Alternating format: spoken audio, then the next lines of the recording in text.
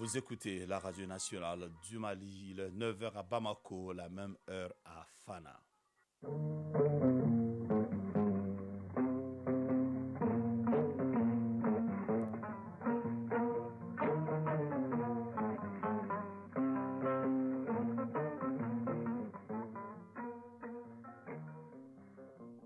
Le journal Fousseni Tunkara.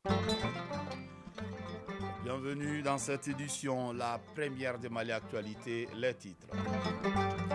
Nouvelle approche de l'ONG Savama d'essayer ses partenaires pour renforcer la paix et la réconciliation au Mali. Pour ce faire, il s'inspire des manuscrits anciens. La dynamique vient d'être détaillée à travers une conférence de débat tenue à Ségou, en 4e région. À découvrir aussi dans ce 9h une nouvelle application qui permettra aux parents d'élèves et enseignants de suivre au quotidien les apprenants. Cet outil de suivi qui vient d'être lancé est à l'actif de l'association d'appui aux enfants scolarisés et déscolarisés dans un espace fraternel à EDF. La saison chaude a commencé sur l'ensemble du territoire national et selon Mali Météo, la température maximale pourrait atteindre les 44 degrés par endroit. Focus Santé nous enseigne dans son numéro d'aujourd'hui les comportements à préconiser pour être à l'abri. Au plan international, nous irons au Tchad où le président de la transition a signé une grâce présidentielle en faveur de 300 rebelles, de plus de 300 rebelles.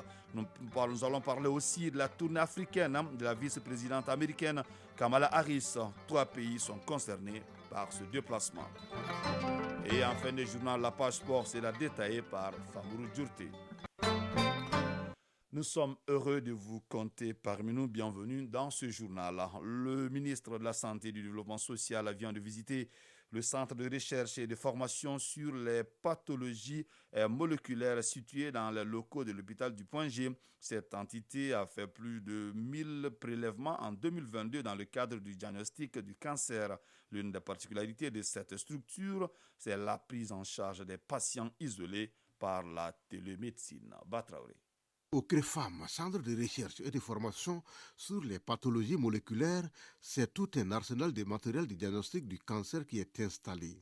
L'entité qui se trouve dans les locaux du CHU du Point G est opérationnelle depuis 2017.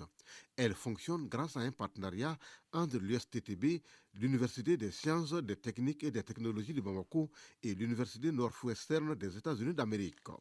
Professeur Cheikh Boukadari Traoré, directeur du CREFAM. Ce centre fait la recherche des gènes qui sont à la base des cancers du sein. Ce centre aussi est en train de faire la recherche sur les différents types d'HPV qui donnent le cancer du col de l'utérus au Mali, ainsi que le cancer de l'estomac, mais aussi le cancer de la prostate. Cette visite que le ministre de la Santé et du Développement social effectue au CREFAM n'est donc pas une surprise pour qui connaît l'importance que le gouvernement accorde à la lutte contre le cancer. Djeminatou Sangaré. J'ai vu des solutions qui sont en cours de recherche, donc qui réconfortent beaucoup, surtout pour atteindre le niveau communautaire. Donc utiliser la télémédecine dans la lutte contre le cancer, je pense que c'est quelque chose de très important. Donc on peut partir de n'importe quel point de notre territoire et traiter des patients atteints de cancer en utilisant la télémédecine. La lutte contre le cancer, c'est une préoccupation du chef de l'État qui a beaucoup posé ce problème à plusieurs reprises pour voir ce qu'on peut faire. L'équipe du CREFAM a tenu à remettre au ministre un cadeau en guise de reconnaissance de ses efforts envers le centre. L'association d'appui aux enfants scolarisés et déscolarisés dans un espace fraternel à EDF lance un nouveau produit dédié au monde scolaire. Cette innovation va permettre aux parents d'élèves et au corps enseignant de s'informer sur le quotidien des élèves et étudiants sans se déplacer. Salifou Idraogo. Le suivi, la sécurité et l'assurance au prix de 6 000 francs CFA par élève et par an, c'est une garantie que l'association d'appui aux enfants scolarisés et déscolarisés dans un espace fraternel à EDF offre au monde scolaire. La projection du logiciel et les questions-réponses ont éclairé davantage sur le bien fondé de cette application. Sako Kone, conseiller spécial au sein de l'AEDF. Il y a toutes sortes d'élèves. Il y a des élèves qui ne viennent pas à l'école, qui s'absentent, donc ils falsifient même leur bulletin. Donc en fin de compte, les parents, eux, ils sont surpris en fin d'année. Parce qu'au cours de l'année scolaire, les élèves ils viennent avec des bonnes notes. Donc en fin de compte, les parents trouvent que l'enfant en question n'a pas passé. Donc pour pallier à ces problèmes, on a pensé à mettre en place un logiciel de suivi scolaire qui va permettre aux parents de suivre quotidiennement leurs enfants étant à la maison. Cette application vient répondre aux aspirations des parents d'élèves, mais également un support supplémentaire pour les autorités scolaires pour cultiver l'excellence. Yacouba Dambélé, secrétaire général de la Fédération malienne des parents d'élèves et étudiants du Mali. Ça va faciliter le travail des parents d'élèves. Ça va nous permettre de suivre nos enfants à partir de la maison. Je voudrais que les parents adhèrent à ça. Djibrila Maïga, représentant du ministre de l'Éducation nationale. Cette application permettra de répondre aux besoins de l'école malienne, mais de soulager aussi, quelque part, la douleur des parents. En plus des débats de sensibilisation, l'AEDF compte sillonner les jours à venir le district de Bamako pour vulgariser son application NGSM, SGSS et l'étendre sur toute l'étendue du territoire national. Partant à l'intérieur du pays, à Ségou, les acteurs de la paix s'inspirent des manuscrits anciens pour consolider la paix et la gouvernance au Mali. C'est l'objectif d'une conférence de débat organisée par l'ONG Savama DCI et ses partenaires du projet Inspiration des manuscrits anciens pour la réconciliation et la paix. Ce partenariat entre Savama DCI et le ministère de l'Artisanat, de la Culture, de l'Industrie hôtelière et du Tourisme sur la cohésion sociale a regroupé les éléments, les communicateurs et autres acteurs de la réconciliation dans la 4e région. Fousséni Samake. Cette conférence débat permettra aux participants de s'inspirer des manuscrits anciens pour la recherche de la réconciliation et la paix. Cela à travers de nouvelles démarches et valeurs religieuses en matière de résolution des conflits et de gouvernance. Mamadou Mounir Hachimso, conférencier. Les versets coraniques et les hadiths des prophètes sallallahu alayhi wa sallam qui ont permis d'établir une liaison, d'établir la paix dans notre Maliba. Les enseignements tirés des manuscrits anciens serviront de référence et de guide vers une paix durable dans un Mali prospère. Un des objectifs recherchés par l'ONG Savama DCI et ses partenaires. Chamba Yatara, représentant de l'ONG Savama DCI. Les manuscrits traitent la réconciliation et la paix. Les participants seront bien outillés pour pouvoir faire en sorte que la paix et la réconciliation reviennent. La culture de la paix, l'esprit de tolérance en islam, les principes de la justice pour les gouvernants sont entre autres sujets débattus par les ulémas, les communicateurs traditionnels et autres acteurs de la paix et de la réconciliation de la 4e région. Ségou Fousséni Samake et Bassi Traoré pour l'ORTM. Les déplacés du site de Bawa 2 dans la région de Gao viennent d'être dotés d'un forage et équipés d'une adduction d'eau et de latrines. Ils ont reçu aussi des kits de lavage des mains et de savon. C'est un geste des directions régionales de l'hydraulique et de l'assainissement de Gao en collaboration avec leurs partenaires. Il s'inscrit dans le cadre de la célébration de la Journée mondiale de l'eau. Aliou Idrissa Maïga.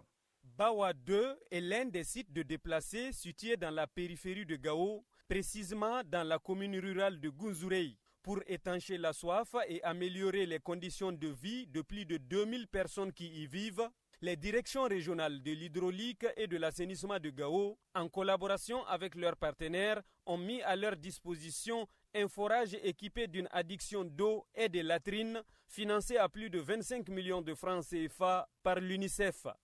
Oumar So, directeur régional de l'hydraulique.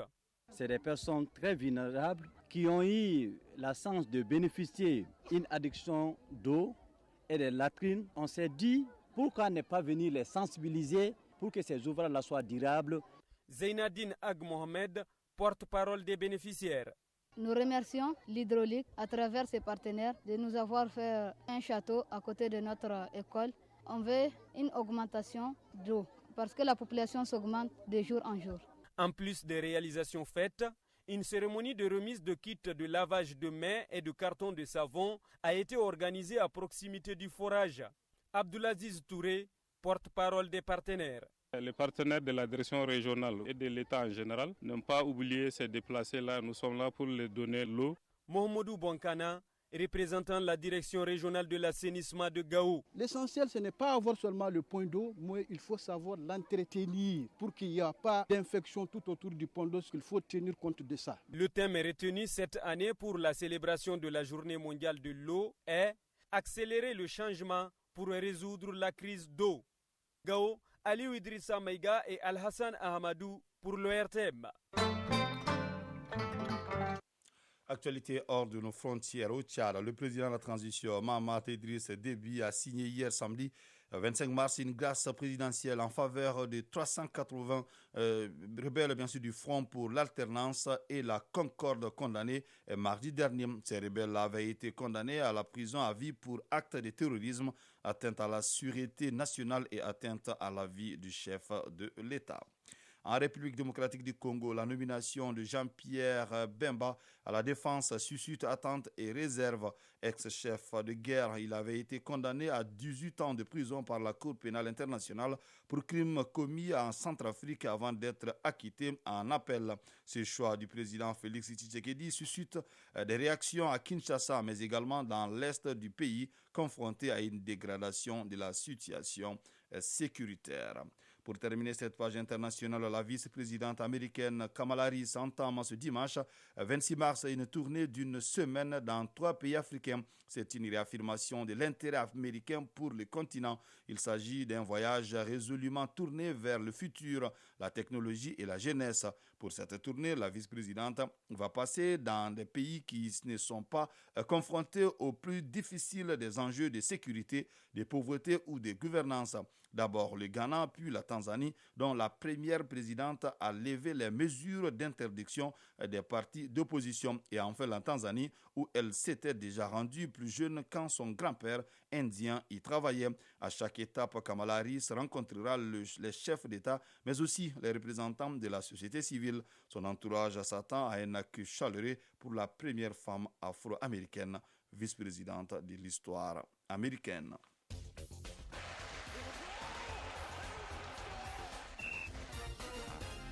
9h passées de 11 minutes. À présent, la page sport développée ici par Famrou Djurté. Les éliminatoires de la CAN 2023 se poursuivent. Les matchs retour commencent ce dimanche avec 2 rencontres. Sao Tomé et Principe, Sierra Leone dans le groupe A et Lesotho Zambie dans le groupe H. Les 2 matchs se jouent à 13h temps universel. Le Maroc a déjà composté son billet pour la CAN 2023. Le royaume chérifien est d'ailleurs le premier pays qualifié. Exemptés de la 3e journée, les Lions de l'Atlas ont profité du match nul entre l'Afrique du Sud et le Libéria 1-1. En tête du groupe K avec 6 points, les hommes de Walid Regragui sont assurés de disputer la CAN puisque l'Afrique du Sud et le Libéria suivent avec 1 point chacun. 3 pays pourraient rejoindre le Maroc lors de la 4e journée des éliminatoires de la CAN 2023. Il s'agit notamment du Mali, de l'Algérie, du Sénégal et du Burkina Faso. Ces équipes sont toujours invaincues dans ces qualifications. Avant le début de la 3e journée des qualifications de la CAN 2023, Victor Osimhen occupait seul la tête du classement des meilleurs buteurs avec 5 buts. Le Super Eagles partage désormais son fauteuil avec Sadio Mané qui compte aussi 5 pions. Pour son retour en sélection, l'attaquant sénégalais a été décisif contre le Mozambique. Mané a marqué son 35e but en équipe nationale du Sénégal. Toujours en football, sur le plan national, l'AS Real a été accroché ce samedi par El Seba 1-1 au compte de la 12e journée du championnat national de Ligue 1. Ce match nul a été une mauvaise opération pour l'AS Real de Bamako, 22 points, qui manque l'occasion de coiffer au poteau le Djoliba AC, 24 points. Le match Stade Malien de Bamako COB prévu pour ce dimanche est reporté à la demande du COB qui a un joueur sélectionné, c'est les Aigles du Mali des moins de 23 ans. La 4e journée du championnat national de basketball se poursuivait ce samedi également avec 5 matchs. L'AS Mandé Homme s'est imposé 76-73 devant l'USFAS. Chez les dames, l'AS Commune 6 s'est incliné 68-96 devant l'USFAS. En ouverture vendredi, l'AS Real s'est imposé devant le Djoliba AC en dames et messieurs 70-61 et 66-61. Page noire pour terminer. L'ancien international malien Ousmane Farota n'est plus. Il est décédé ce samedi à l'âge de 58 ans. Ancien gardien de but et capitaine des Aigles du Mali, Ousmane Farota a été l'un des artisans de la 4e place obtenue par les Aigles du Mali lors de la CAN Tunis 94. Les obsèques de Ousmane Farota auront lieu ce dimanche dans l'après-midi au quartier Mali. Focus Santé. La saison chaude a commencé sur l'ensemble du territoire national et selon Mali Météo, la température maximale pourrait atteindre les 44 degrés par endroit. Alors, que faut-il faire pour se mettre à l'abri? La réponse dans Focus Santé signé Barakissa Ouattara. Depuis fin février, le thermomètre ne cesse de grimper. Selon Mali Météo, nous allons vivre cet épisode caniculaire jusqu'au mois de mai avec un pic au mois d'avril. Diabaté Fatoumata Sango, chef des services de prévision météorologique. Cette année, attendez-vous à des températures qui pourront atteindre jusqu'à 44 degrés par endroit. Même la semaine passée, nous avons enregistré 43 degrés déjà dans la région de Caille, ce qui n'est pas le pic de la température dans notre pays est enregistré généralement au mois d'avril. Donc ça veut dire que les températures vont dépasser ces 44 degrés par endroit.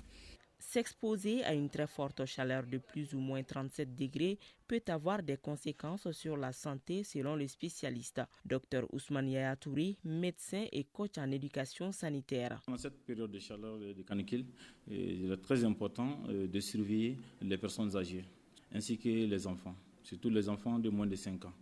En même temps, les femmes enceintes, il faut tenir compte de certaines mesures.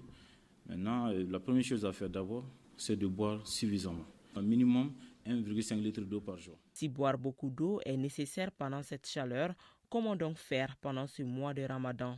Dr Ousmane Yaya-Touri, médecin et coach en éducation sanitaire. Quand on dit de boire assez en grande quantité, donc maintenant les gens qui généralement on commence le jeûne depuis le petit matin jusqu'au petit soir, donc comme ça on ne peut pas boire étant en jeûne. Maintenant, ce que vous pouvez faire, maintenant après la rupture, donc là, il faut boire beaucoup d'eau. Voilà. Après, avant de commencer le jeûne aussi, maintenant il faut boire aussi la nuit aussi. Voilà, assez d'eau. Donc maintenant ça fait permettre de couvrir toute la journée. Un phénomène aussi fréquent pendant cette période, ce sont des fines pluies par endroits. Diabaté Fatoumata Sango, chef des services de prévision météorologique. C'est ce qu'on appelle communément dans notre langue nationale en bambarakan la pluie de mangue. Donc ça veut dire que pendant cette période, du mois de mars jusqu'au mois de mai, nous pourrons aussi observer des pluies par endroits, surtout dans la partie sud de notre pays. Ce caprice de la météo n'est pas non plus sans conséquences sur la santé. C'est ce qui provoque généralement la toux et le rhume. 9h passées de 16 minutes. C'est donc la fin de cette édition qui vous a été présentée par Fousséni Tunkara. Bintou Traoré a assuré la connexion technique. Une édition coordonnée par Ousmane Dao. Sekou Traoré a assuré la mise en ligne. Prenez bien soin de vous. Que le bon Dieu nous assiste.